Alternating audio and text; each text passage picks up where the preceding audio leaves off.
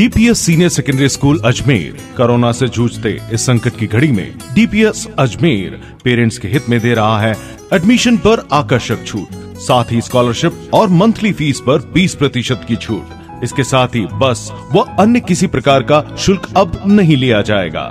DPS Ajmer senior secondary school Tabiji. Corona virus का प्रभाव लगातार अपने पांव पसार रहा है। आम जनता के साथ डॉक्टर, नर्सिंग कर्मी और पुलिसकर्मी भी इस वायरस की चपेट में आ रहे हैं, तो अब जनप्रतिनिधि भी इस वायरस से अछूते नहीं बचे। दक्षिण क्षेत्र की विधायक के साथ ही आंकड़ा 700 के पार पहुंच गया है। अजमेर में एक बार फिर शुक्रवार को 21 कोरोना पॉजिटिव मामले सामने आए हैं, जो जिले के अलग अलग इलाकों से बताए जा रहे हैं। इनमें से अधिकतर पुराने संक्रमितों के संपर्क में आए मरीज हैं, तो वहीं अलग अलग आयु वर्ग के मरीज भी सामने आ रहे हैं। जीएलएन कोविड-19 प्रभारी डॉक्टर संजीव माहेश्वरी ने बताया कि कोरोना वायरस का प्रभाव लगातार बढ़ रहा है।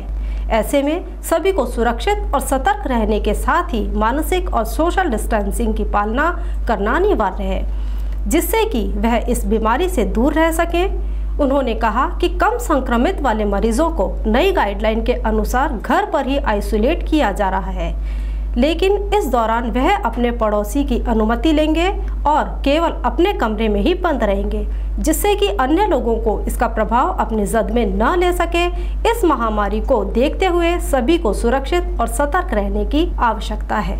अभी हमारे पास में 21 मरीज पॉजिटिव की रिपोर्ट आई है और ये भी शहर के विभिन्न स्थानों से हैं और अजमेर के आसपास के स्थानों से हैं। ये लोग जैसे नसीराबाद वाले पेशेंट हमारे पास एडमिट होंगे, एक राजगढ़ का पेशेंट है वो हमारे पास एडमिट होगा, कुछ पेशेंट हमारे पास ऑलरेडी भर्ती हैं, एक पेशेंट मेड़ता का है वो हमारे पास भर्ती है। तो जो पेशेंट हमारे यहाँ भर्ती हैं हम ही उनको अपने पास रखेंगे, उनकी सेवा करेंगे और ये सब आयु वर्ग के हैं और शहर के विभिन्न स्थानों से हैं। अब हम ऐसा नहीं कह सकते कि एक एरिया हॉटस्पॉट है और यहीं से पेशेंट आ रहे हैं, और जो आ रहे हैं वो उनके सबके किसी न किसी के कांटेक्ट जो हैं पॉजिटिव हैं, उनके घर वाले हैं। जैसे अभी एक हमारे अनफॉर्चुनेट चिकित्सक की मृत्यु हुई तो उनकी बहू पॉजिटिव आ गई, उनकी बेटी पॉजिटिव आ गई। इस तरीके से चेन बन रही है।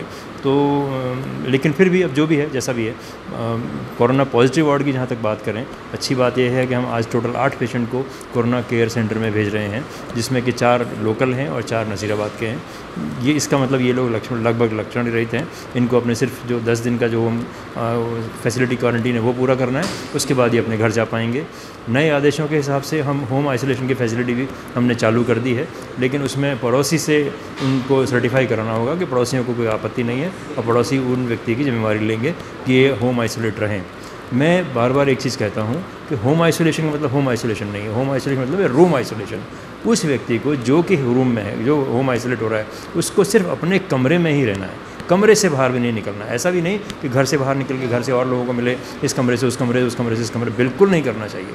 उस व्यक्ति को 10 दिन तक, रादर 17 दिन तक अपने कमरे में रहना चाहिए। ऐसा कमरा होना चाहिए जिसमें एक अटैच्ड लेटरिन बाथरूम हो, उसी कमरे में नहाए धोए, रुके, अपना सब काम करे, और खाना जो पकड़ने जाए व्यक्ति वो भी ग्लव्स पहन के जाए, मास्क पहन के जाए, उसको पकड़ाए खाना, वापस आ जाए। उनके बर्तनों का विशेष देखभाल किया जाए, उनके कपड़ों की अलग देखभाल की जाए। ऐसा अगर व्यवस्था हो तो ही उनको होम आइसोलेट होना चाहिए। व्यवस्था नहीं है, सरकार के पास पूरी व्यवस्था है, आप यहाँ रहिए, 10 दिन बाद अपने घर जाइए, कोई दिक्कत।